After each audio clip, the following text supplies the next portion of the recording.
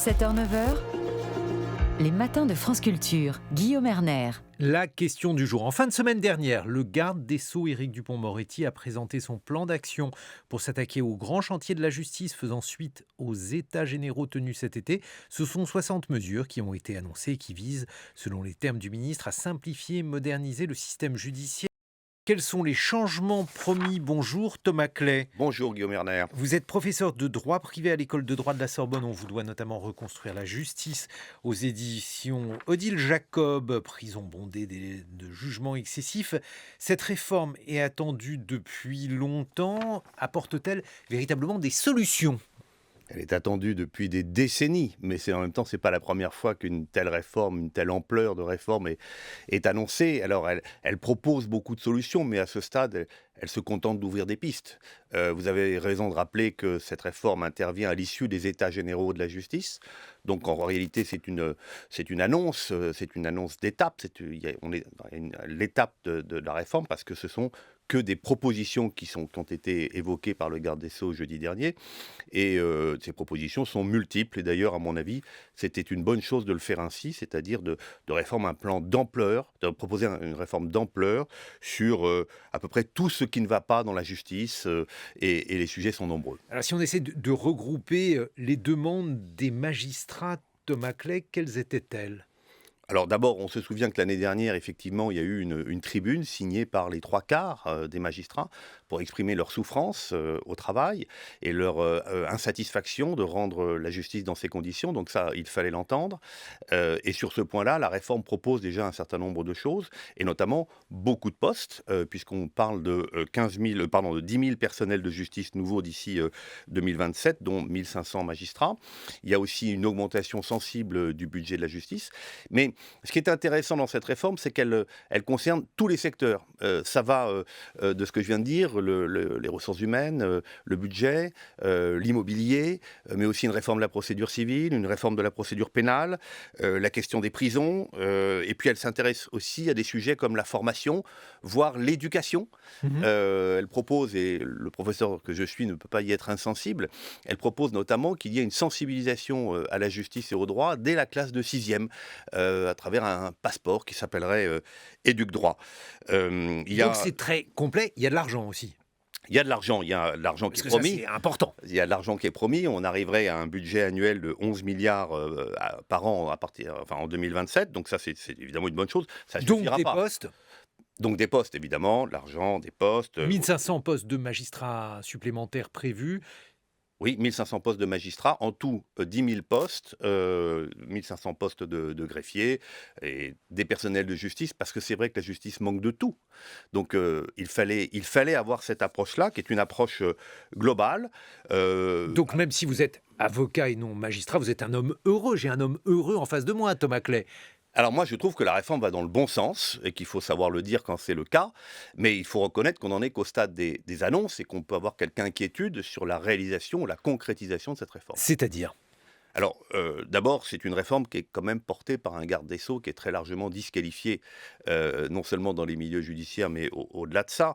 On sait qu'il a un rendez-vous avec la Cour de justice de la République, ce qui va rendre compliqué la mise en œuvre de la réforme. Et il a en quelque sorte un agenda personnel qui est probablement plus celui de cette convocation devant la Cour de justice que la mise en œuvre de ce plan d'action pour la justice. Mais la réforme pourrait survivre à ce garde des Sceaux si celui-ci devait être amené à changer, non ? Bien sûr, elle pourrait lui survivre et ce ne serait pas la première fois, mais qu'un ministre est dépassé par sa propre réforme. Mais disons que c'est une réforme, et c'est un paradoxe, qui est destinée à rétablir la confiance et qui est portée par quelqu'un qui suscite la défiance. Donc là-dessus, il y a quand même un sujet, parce qu'une grande partie de la réforme dépend de la concertation qui va s'engager à partir de maintenant avec les personnels de justice qui rejettent très largement ce garde des Sceaux.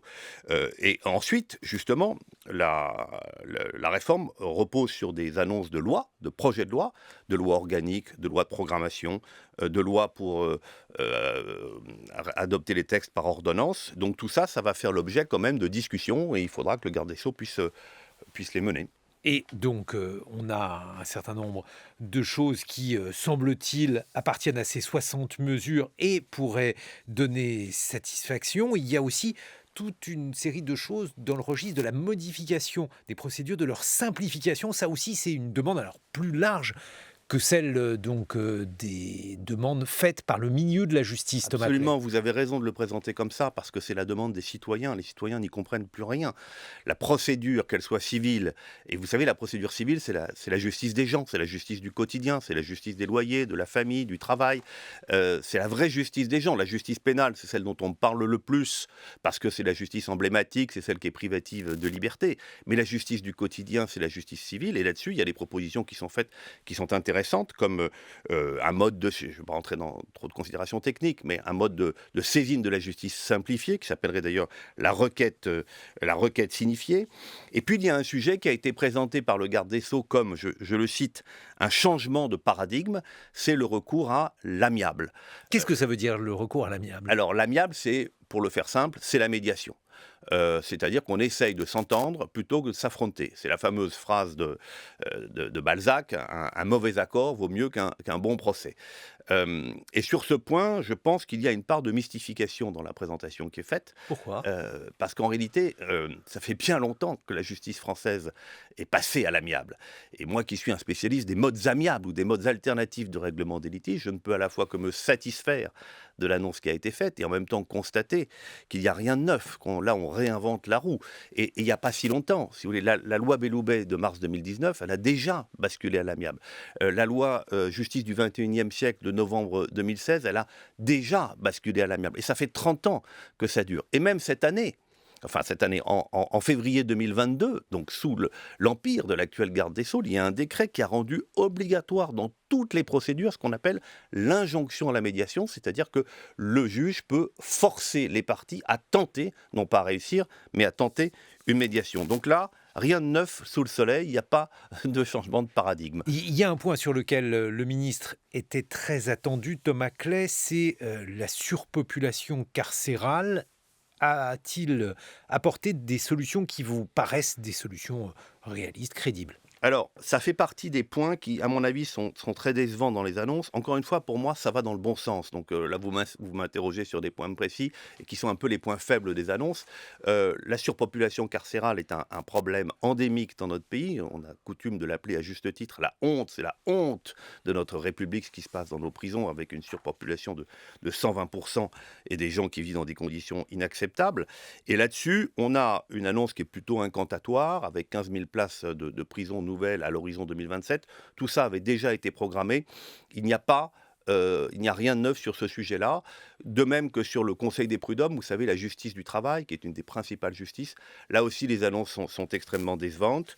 Sur d'autres points, comme par exemple la justice des affaires, le tribunal de commerce, il y a une avancée qui est intéressante, puisqu'il s'agirait de remplacer le tribunal de commerce par le tribunal des affaires économiques. Ça, c'est bien, ce serait à titre expérimental. Simplement, la question qu'on peut se demander, si ce sera ou pas avec la présence de magistrats, parce que ça, c'est un vrai sujet. Cette justice consulaire a besoin de professionnels de la justice en son sein. Merci beaucoup, Thomas Clay. Je rappelle que vous êtes professeur de droit et on vous doit notamment reconstruire la justice aux éditions Odile Jacob.